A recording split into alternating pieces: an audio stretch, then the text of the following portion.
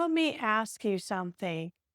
You've been scrolling Zillow, dreaming about palmetto trees, sweet tea on the porch, and that gorgeous Charleston charm. But nobody's talking about what it actually costs to live here. Not the pretty Instagram version, the real version. I'm talking about insurance bills that made my clients' jaws drop, grocery runs that cost more than you'd expect, and a dining scene so irresistible it will quietly drain your bank account before you even realize it. Hi, I'm Chris, and I help families relocate to Charleston every single day. Stick with me for the next few minutes because I'm going to give you the complete, honest breakdown of what it costs to live in Charleston in 2026. Housing, groceries, utilities, transportation, and entertainment. And I'm going to tell you exactly how to save money while still loving every second of life here.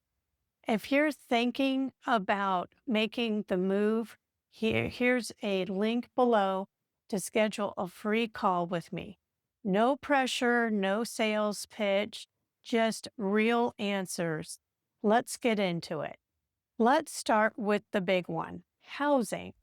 And in Charleston, this really is a tale of two markets, renting versus buying.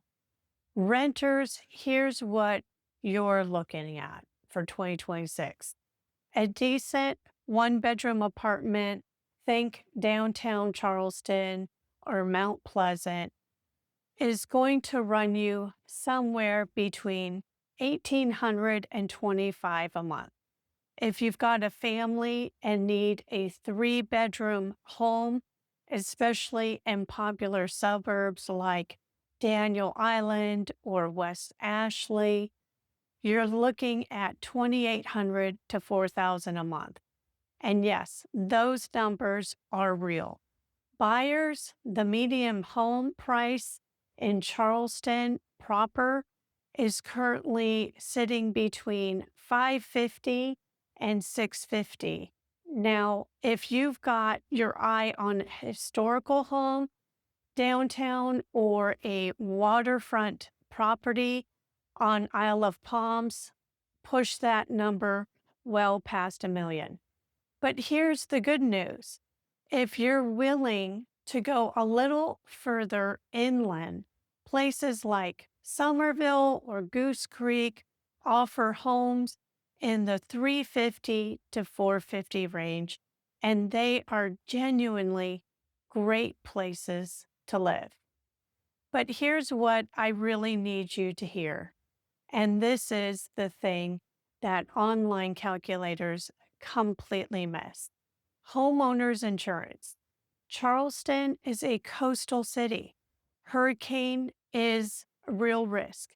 And that means insurance premiums are significantly higher than national average. We're talking potentially a few hundred extra dollars per month just for insurance on a coastal or near coastal property. That's real money, and you need to build it into your budget from day one. Okay, let's talk about the stuff people forget to budget for until they get their first bill. Utilities. For a typical 2-3 bedroom home in Charleston will run you approximately 2 to 350 a month. And that covers electricity, water, sewer, and trash. Now that range is wide for a reason. Our summers are long and hot and humid. Your air conditioning is going to be running hard from about May through October, and that will push your electric bill to the higher end of that range. Budget conservatively and think yourself later. Add internet and cable, and you're looking at 70 to 150 a month. Transportation is another one that catches people off guard, especially if you're moving from a city with strong public transit. Charleston has some walkable pockets, particularly downtown. But the reality is that if you're living in the suburbs, and a lot of us do, you need a car. Public transportation here is really limited. So factor in your car payment, your car insurance, gas, and maintenance.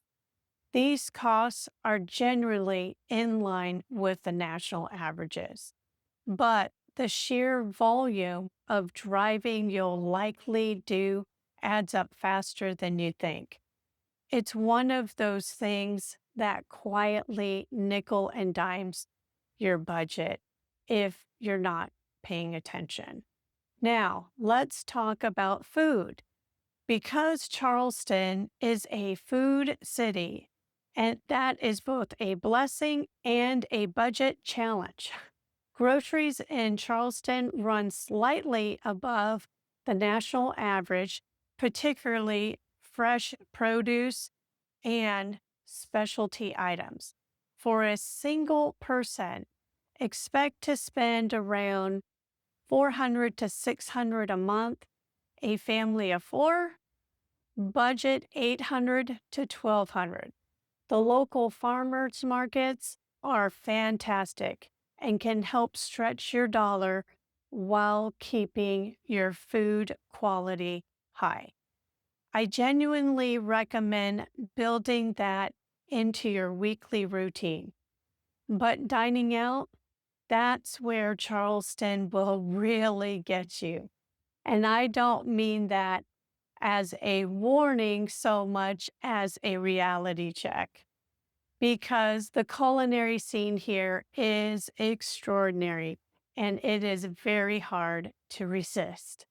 A casual dinner for two typically will run you $60 to $100. A nicer restaurant, you're looking at 150 and plus. I had a client last year who moved here and was genuinely shocked at how quickly her fund money evaporated. She told me, Chris, I budgeted for a nice dinner once a week, but there are just so many incredible restaurants. And honestly, I completely understand. For entertainment, boat tours, historical house visits, concerts, a drink on King Street, budget an additional 200 to a month, depending on how much you plan to explore. And trust me, you'll want to explore. All right, here's the part you've been waiting for. How do you actually live in Charleston without constantly feeling the financial squeeze? I've helped hundreds of families make this move, and these are the strategies that actually work. One, live just outside downtown. Neighborhoods like West Ashley, James Island, North Charleston, Somerville offer significantly more affordable housing without sacrificing your quality of life. You'll add some commute time, but the savings on rent or mortgage can be dramatic. We're talking hundreds of dollars a month. Tip two, shop smarter.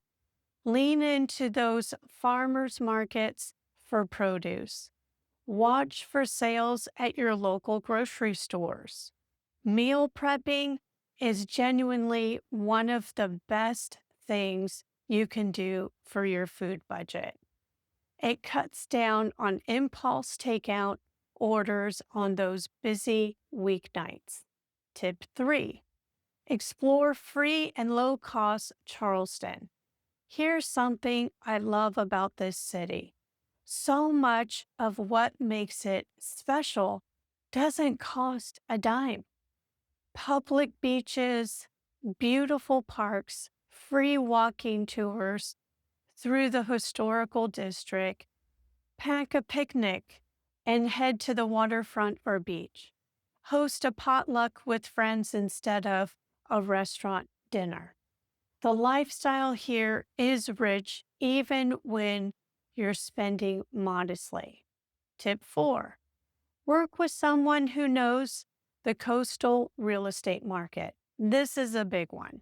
If you're buying, you need an agent who understands the nuances of coastal insurance, flood zones, and property taxes in this market. The right guidance can literally save you thousands, not just at the closing, but every year you own that home. So there you have it, the complete, honest picture of what it costs to live in Charleston, South Carolina in 2026. Housing between 3K and 650 depending on the location. Utilities running 200 to a month. Groceries slightly above average, and a dining and entertainment scene that is absolutely worth budgeting for. The bottom line: Charleston is an incredible place to live, but you need to go in with your eyes open and your numbers right. If this video helped you, please hit that like button. It genuinely helps this channel reach more people who are trying to make smart moves. And subscribe if you want more real, honest content about living and buying real estate in the Low Country. Most importantly, if you're seriously considering a move to Charleston, or you just want to talk through what neighborhood fits your budget and lifestyle, click the link below, schedule a free call with me. I do this every day. I love it and want to help you get it right. Charleston is waiting for you. Let's make sure you're ready for it. Take care. Bye bye.